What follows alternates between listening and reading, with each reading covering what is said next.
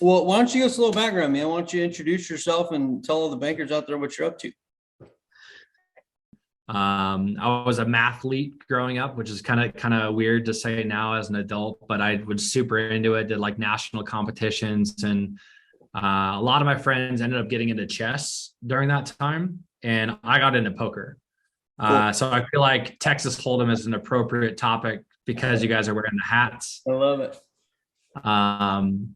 Created my first, screen name back. This is all online poker because I was too young to go into a casino. Perfect.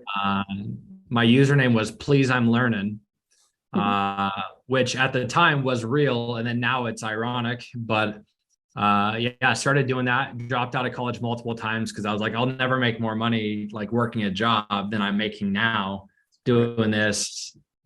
Got married, put my wife through law school doing that. Nice.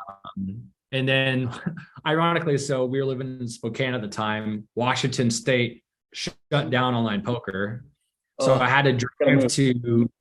What's that? So we got to move, man. Like, right? No, we were only 25 miles from Idaho. Okay. Cool. So I started driving to a Starbucks in Coeur d'Alene every day with my laptop. That's so cool. To play. Did that for a couple months, and then we moved down to Scottsdale. 12 years ago. So then it got federally banned. Then we had to make a decision: like, do we move to Malta or do I get a real job? It's like, when do you know you have a problem? That's just me. I'm like the guy that used my picture on the one number. Like, yeah, I love it, man. It's too much fun. Cool, man. That's awesome. That is awesome. Yeah. So I was like, okay, I'm like decent at sales. I'm good at math and probability. Why not, money movement and banking? So I got into FinTech actually. Joined a small company in Mesa, Arizona.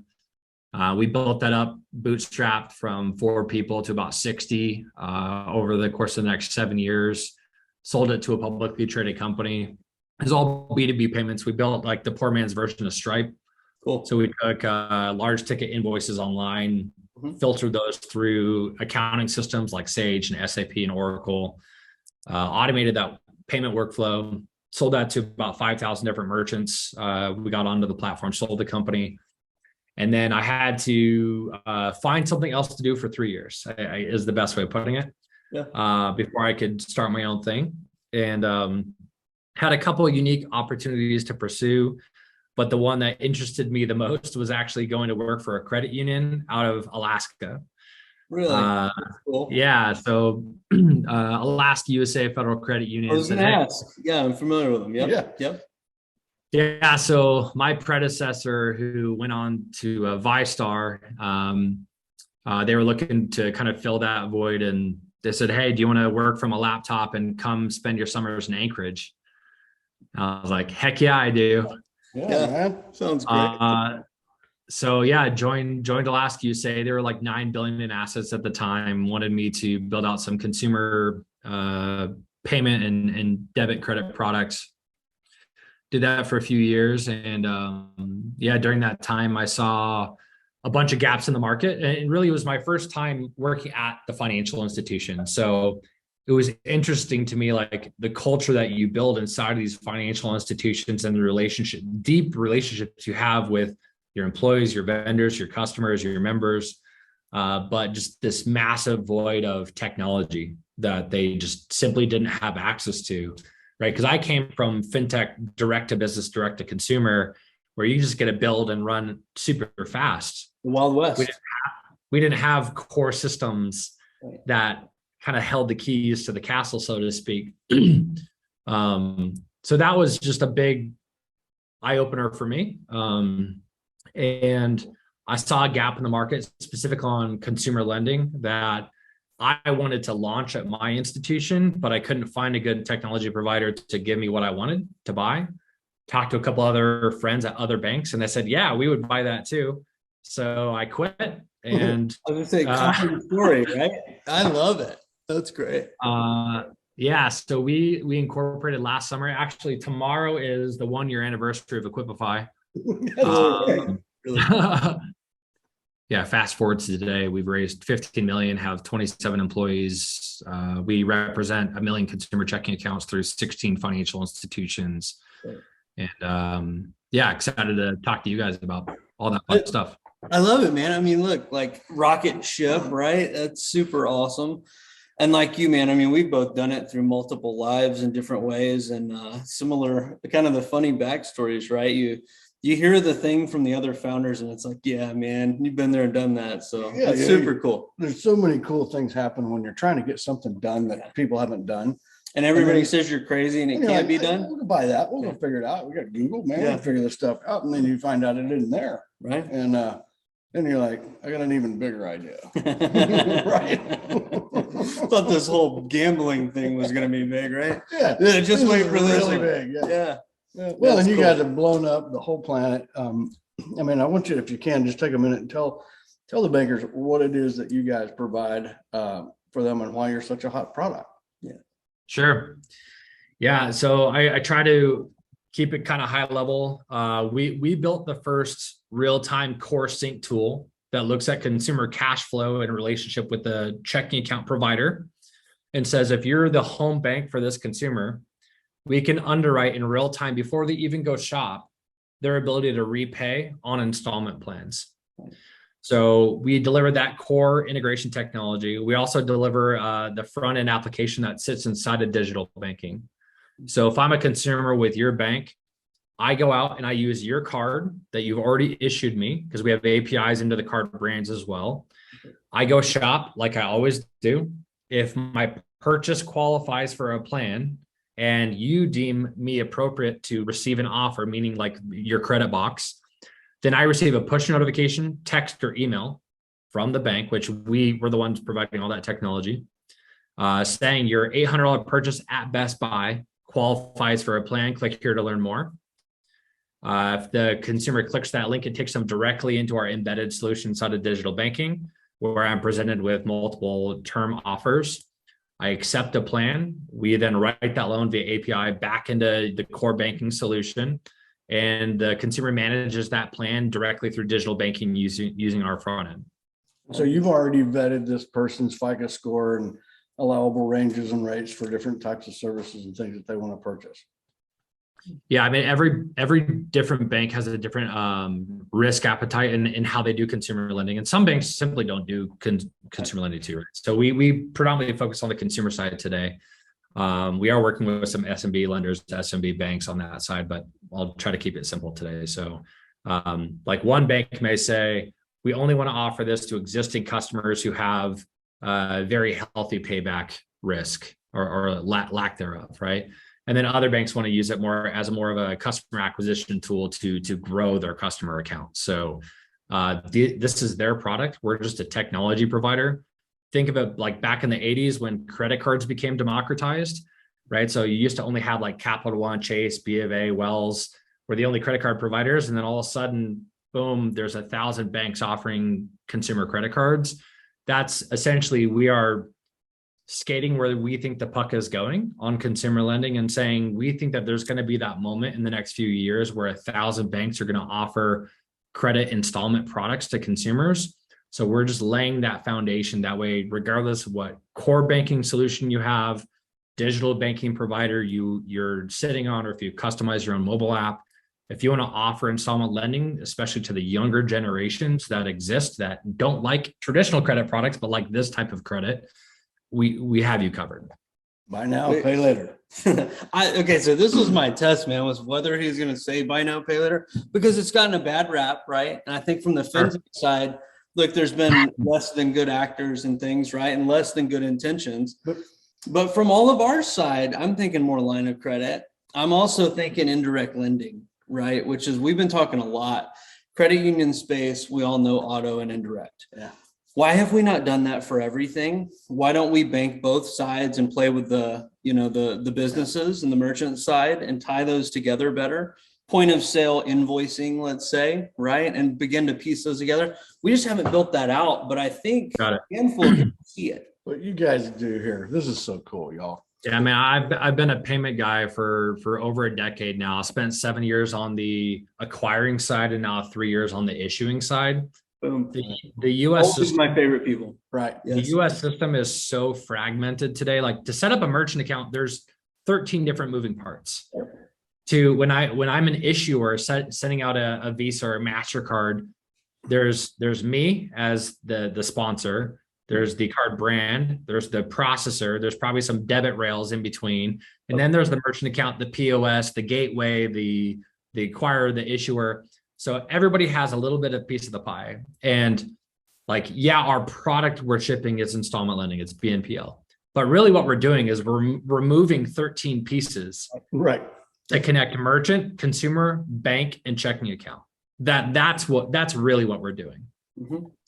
I love this so much. I can't even tell you, because we always talk about it, right? And I mean, we're like you. I've spent weeks at a time with the visas, right? And in the neck deep from both the issuing and the acquiring side with the sponsor institutions, separated, been sponsored, right? It's been wild. And over, I mean, probably more than a decade, right?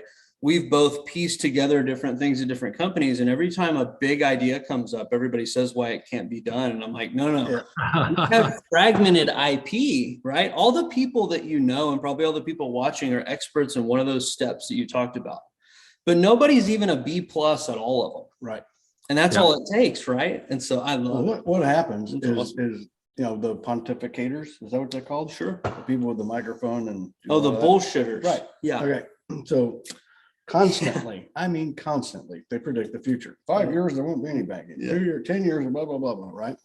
And buy now, pay later. This is going to end commercial banking. The world's coming to an end 24 hours a day, 7 days a week with these For folks. about 30 years. And I keep trying to scream that one regulation, one guy like you guys, Right. and changes everything. It's awesome. We again, we're trying to skate to where we think the puck is going. And for what it's worth, I'm not an expert on all of those things. I think I would grade myself like a B+ on all of those things, but definitely not an A+.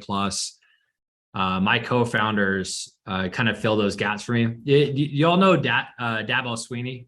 Yeah. Mm-hmm. I always like to say, like, I'm the Dabo Sweeney of founders. Like, I'm not the smartest man in the room, Clemson, yeah. but I'm pretty good at getting the experts on. So we have people who have built Shopify, Magento, WooCommerce, BigCommerce integrations, point of sale integrations, B2B invoicing payments. We have commercial underwriters, consumer underwriters. We have commercial risk. On the board side, we have ex-head of innovation from the CFPB. We have my co-founder actually was the lead architect who built Zelle.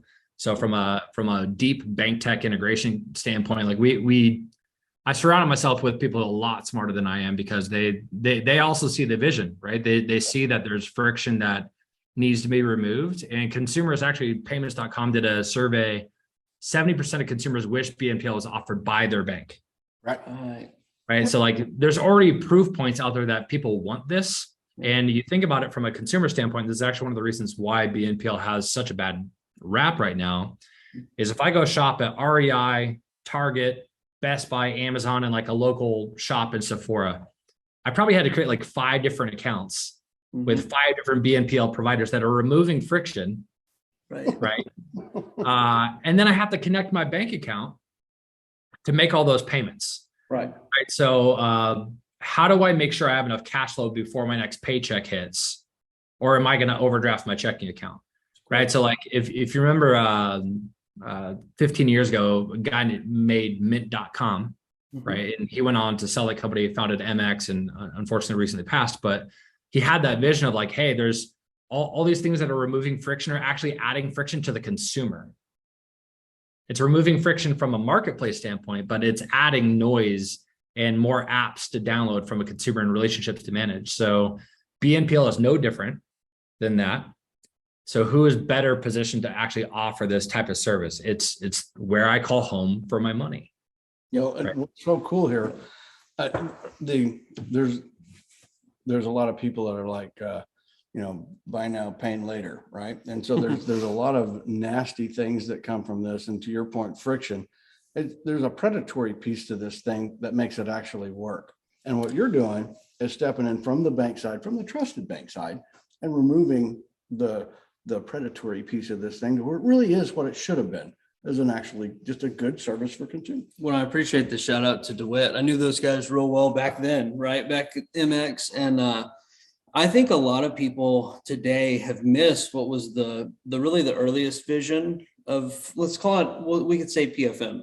Let's talk about the account aggregation piece, because it was visibility, to your point, right? So in the fintech world of today, right? Let's say the direct to consumer fintech world, it's very fragmented if you think about it. And so your visibility isn't there on the backside, right? Kind of like we all would think about reconciliation.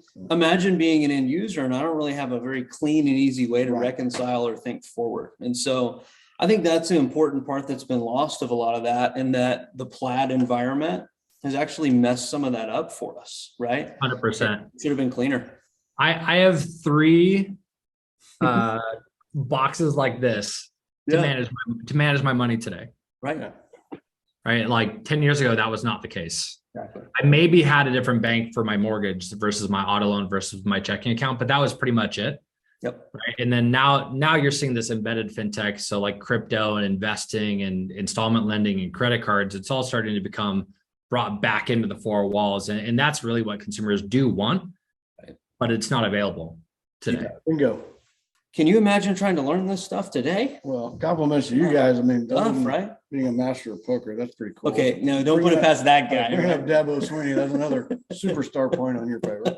But yeah, the idea that, we try to learn what there is to learn and then try to create solutions for people out there. And you're so right. Everything comes back to the bank. Eventually, I keep pounding the table. Eventually bankers win. It just works that way because they have the charter. Closest to the charter. Yeah. I mean, like at the baseline, what products and services should we offer as a bank to keep deposits, create new deposits, and lending relationships? Right. So like, we're a BNPL tool, right? We're a BNPL platform, but what does that do? Like the 22-year-old who wants to borrow money is not applying for your credit card anymore because they don't have to, right? So if they're going to borrow money, they're going to borrow money because they want to be able to spread out their payments over time. Who do they go to today? Like that's all, like when you boil it down to like just super basic math, who are they going to go to borrow the money? And do they also offer me checking account services? I'll show you where they're going to go. That's right. 100%. Well, I mean, to the point, you want as a bank, you want to be a BNPL player, right? I mean, isn't that where banks started? I mean, if we're talking about a loan, isn't that what we're talking about? Like in the 1760s, right? Yeah. Yeah, right after the Mayflower. My favorite conversations are when somebody's like, well, what's the difference between this and a credit card or a personal loan?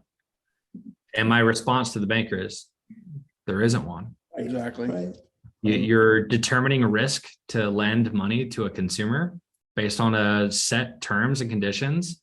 They're agreeing to it and they're accepting it and you're giving them money. You're front running the credit product that somebody else is trying to offer them. So you're offering a new opportunity to remove friction for that particular consumer. And that's it. Well, and I had a cool conversation this morning with a bunch of bankers about, we were talking about account opening, right? And how I think, frankly, some of us did a pretty poor job of putting digital in between the relationships. And that wasn't necessarily a good thing, right? I mean, look, if we're so focused on digital that it supersedes the relationship banking, then what are we doing different than Chase, right? Now, if you go a little bit further and think of it the other way, I think that relationship banking is basically saying, we want to have such a relationship when the end user needs something, they call us, right? When you need me. But Bryce's point is actually my favorite right now, which is you need to go to the places where they need you when they need you, right? So, I mean, let's go think point of sale, right? That, I mean, when I'm at a car dealership is when I need them. How would they know that I'm there? Right. So kind of that meet in the middle. I love that. You see that granny? Yeah, that's what I was shooting grin over here. He's like, got it. Yeah, good call. We're hiring sales guys. Well, I'll send you an application. I'm in. I love it. That's how much we love this. Yeah, you could say the same thing about you could say the same thing about like crypto or investing too, right? Like most banks now are starting to offer some type of like Roth product or investment vehicles, but I'm like an older millennial. I barely squeezed in, but Yeah. like I can download 30 different apps right now that create an investment vehicle within a day, tie it to my bank card, and then it just round ups and moves money into an account. And then I magically have $5,000 saved 2 years later. Like every bank should be offering that. You bet. It's great. Every bank. Because it not only increases your investment and your relationship like value with that particular consumer, but what most bankers kind of fail to realize is it also leads to more spending through your card rails to receive more interchange. Absolutely. And Love it. Yep. specific to BNPL, what most people don't really realize is Affirm and Klarna and Afterpay and all these companies, they're launching their own debit card products now. It's challenging. So they're not just getting in your wallet for that one purchase. They're trying to get you to switch your 26 monthly transactions that you use from your bank to use your Affirm debit card now. Because they see they have that long-term vision, right? And banks already have the debit card in your wallet. Now you just need the tool to keep the debit card in the wallet. It's really interesting conversation. This is so perfect. I mean, everybody on the FinTech side is tuned in on all this. You know, it's number of, amount of. This is how we calculate frequency of. Yeah, I mean, this is not hard, but they go out there and they look at a debit card in a bank and go, "What a dumb product." You know, how hard is it to beat this one? And then you come along and be like, "Hey, maybe you could do like an Acorns model. Maybe you could do this. Maybe we could intersect buy now, pay later from the bank with the customer." I love it. Brilliant.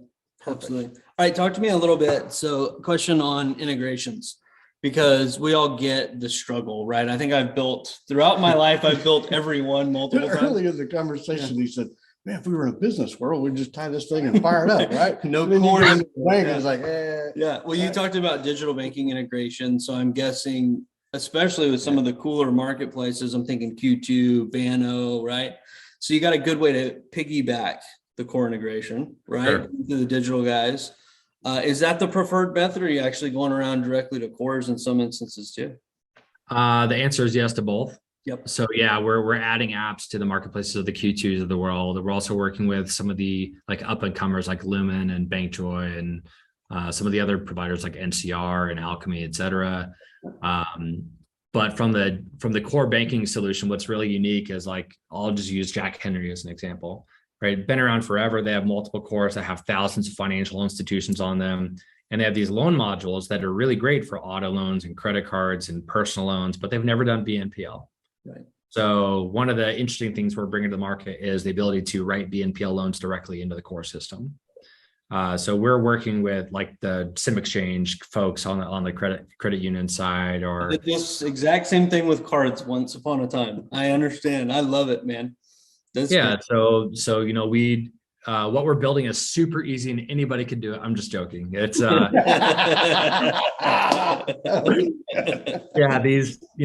some of these systems actually do have really good API sets if you know what you're doing. And luckily half of our team came from early warning, and they have a lot of experience building into these endpoints. We also just joined the FIS Accelerator program, so that's going to help on that side. There's a lot of banks that kind of leverage those cores and digital and processing systems. But yes, we are building out a lot of endpoint integrations into both core and digital, because really our goal is in the future, a bank can just say, "Hey, here's our tech stack," and we can flip a switch, for lack of a better term. Where today we're working with what I would just say like are the very innovative, very, bleeding edge financial institutions who are saying, "Hey, we want to be your first on this core, or we want to be your first on this digital." We're high-fiving them and then building out that integration so we can launch them, so we can offer it to the 400 behind them.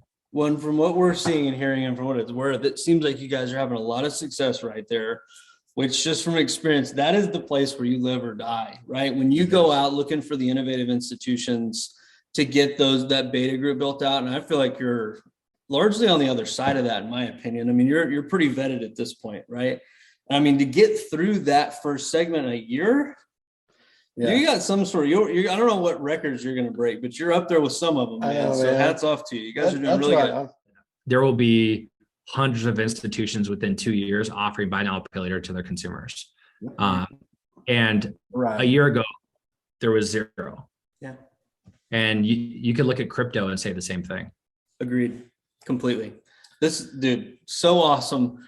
All right, I got to give you final thoughts. And the way I always do this, anything on your mind, man, it could be like Major League Baseball, whatever you want. But like, what did we not talk about? What's on your mind? Preach some knowledge, man. Whatever you want. Football. Yeah, there you go. Whatever you want. Oh man. Well, so I grew up on an island in the Puget Sound. So my dog's name is Griffey.